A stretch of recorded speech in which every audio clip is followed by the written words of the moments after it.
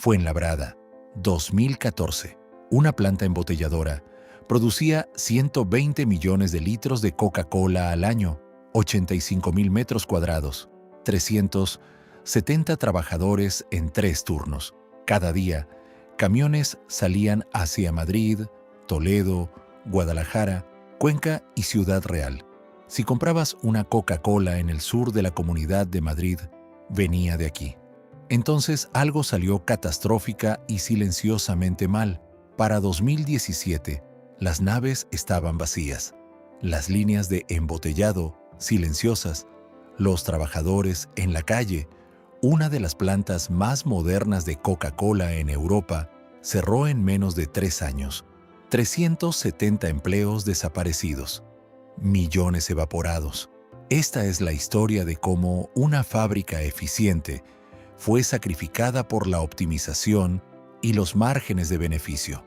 Esto no va solo de refrescos, va de decisiones corporativas brutales y de cómo las multinacionales reconfiguran territorios sin mirar atrás. Bienvenido a Fuenlabrada, donde el sueño industrial fue destruido por una hoja de cálculo en Atlanta. Fuenlabrada, años 80. La ciudad no era el lugar donde nacían los imperios industriales. Era un municipio dormitorio del sur de Madrid, una extensión de polígonos y bloques de viviendas baratas donde vivían familias obreras que trabajaban en la capital. Pero había algo importante sobre Fuenlabrada. Estaba estratégicamente situada. Madrid consumía Coca-Cola como ninguna otra región de España. Y Coca-Cola necesitaba una planta cerca de su mayor mercado. En 1981, Coca-Cola Iberian Partners decidió construir una de sus plantas más modernas en el polígono industrial de Fuenlabrada. La decisión era brillante. Acceso directo a la A42, cercanía al mercado madrileño, terreno industrial barato y una población obrera lista para trabajar. La fábrica empezó pequeña, pero creció rápido. A mediados de los 90, ya empleaba a más de 300 personas y producía millones de litros al año.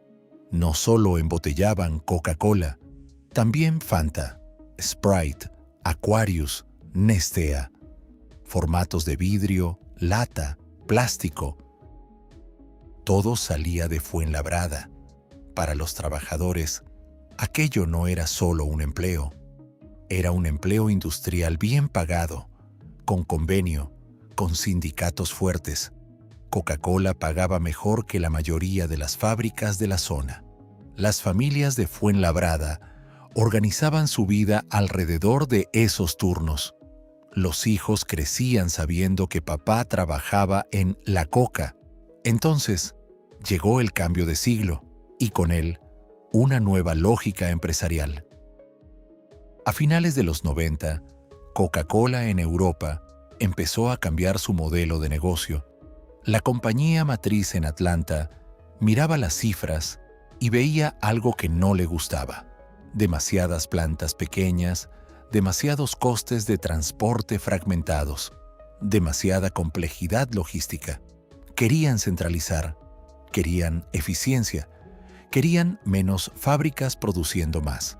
Fuenlabrada era eficiente, muy eficiente, pero no era la más grande, y en la nueva lógica corporativa, eso importaba. En 2006, Coca-Cola Iberian Partners anunció una inversión millonaria en su planta de Sevilla. Martorelles, en Barcelona, también recibió mejoras. Fuenlabrada no. Los trabajadores lo notaron. Las máquinas no se renovaban al mismo ritmo. Las inversiones en automatización iban a otras plantas. La estrategia era clara.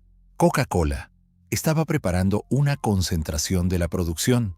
Menos plantas, más volumen en cada una.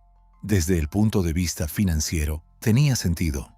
Ahorras en personal, en mantenimiento, en gestión. Pero desde el punto de vista humano, significaba una cosa. Alguien iba a perder. Mientras tanto, Fuenlabrada seguía produciendo. Los trabajadores seguían llegando cada mañana. Las botellas seguían saliendo de las líneas. Todo parecía funcionar. Pero bajo ese éxito cotidiano, algo oscuro estaba ocurriendo. La decisión ya estaba tomada. 14 de diciembre de 2014. Los representantes sindicales fueron convocados a una reunión urgente en las oficinas de Coca-Cola. No era una reunión habitual. Cuando entraron, vieron las caras de los directivos y lo supieron. Vamos a cerrar la planta de Fuenlabrada.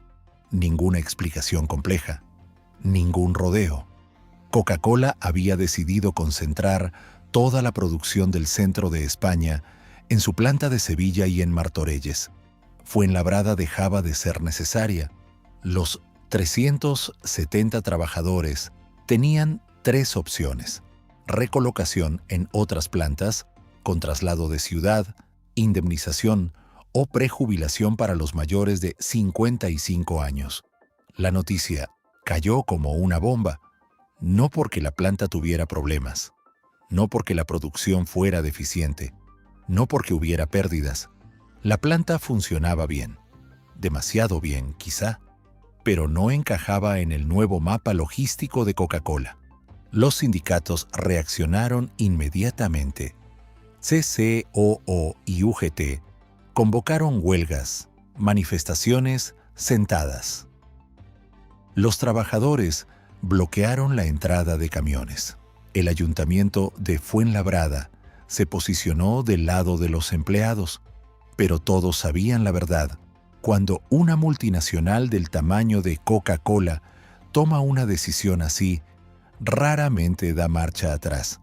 Aquí está la clave. No era una crisis económica, era una decisión estratégica. Durante 2 años, los trabajadores lucharon. Huelgas indefinidas, concentraciones frente a las oficinas centrales de Coca-Cola, presión mediática. La historia llegó a los telediarios. Políticos locales y regionales se sumaron a las protestas. Incluso hubo propuestas para que otras empresas compraran la planta y continuaran la actividad, pero Coca-Cola no cedió. La compañía ofreció un ERE con indemnizaciones superiores a las legales, 45 días por año trabajado, con un máximo de 42 mensualidades.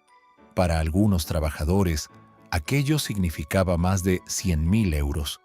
Para otros, era insuficiente, pero, sobre todo, era la confirmación del final. En marzo de 2017, la planta cerró definitivamente. Las últimas botellas salieron de las líneas de embotellado un viernes por la tarde. Los trabajadores se abrazaron, lloraron, recogieron sus taquillas. Algunos llevaban 30 años allí. Habían entrado de jóvenes y salían con canas. Los números no mentían.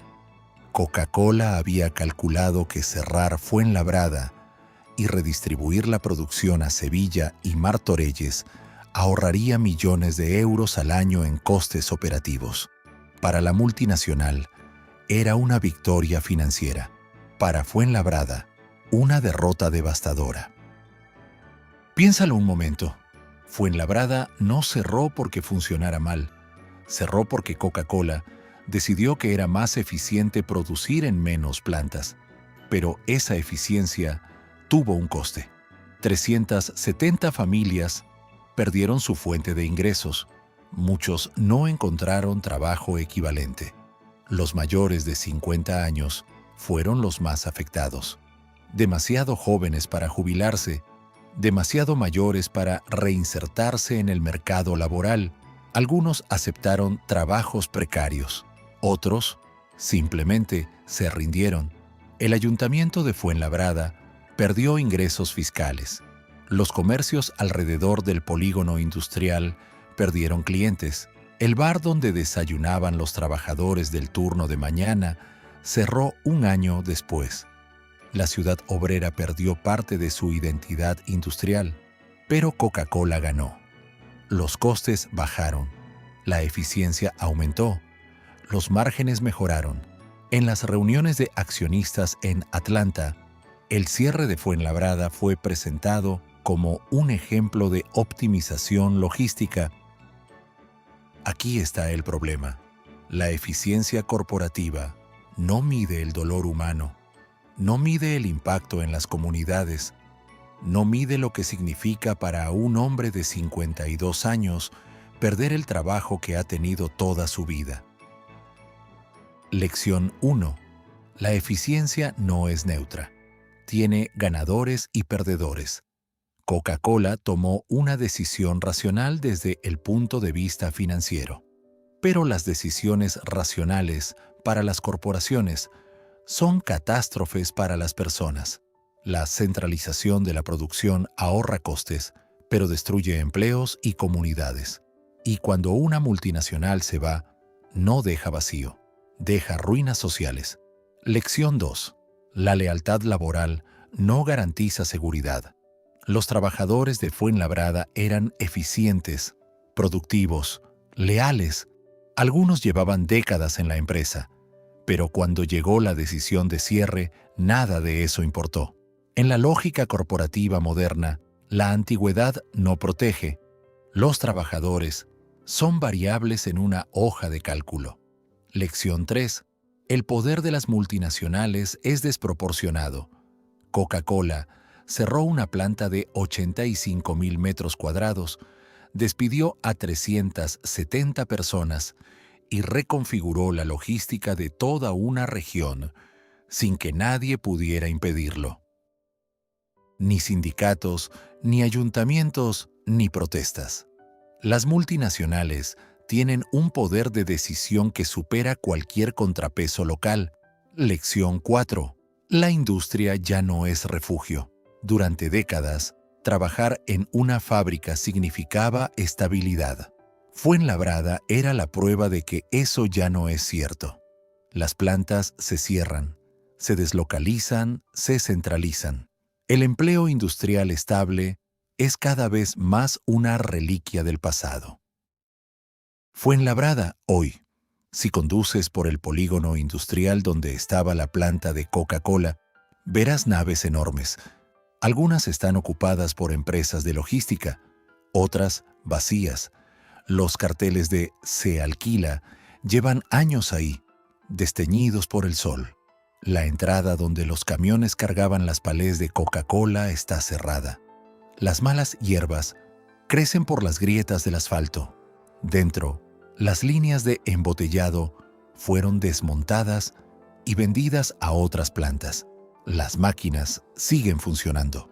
Pero en Sevilla, en Martorelles, en plantas donde nadie recuerda Fuenlabrada, en 2017, Coca-Cola cerró su planta más eficiente del centro de España.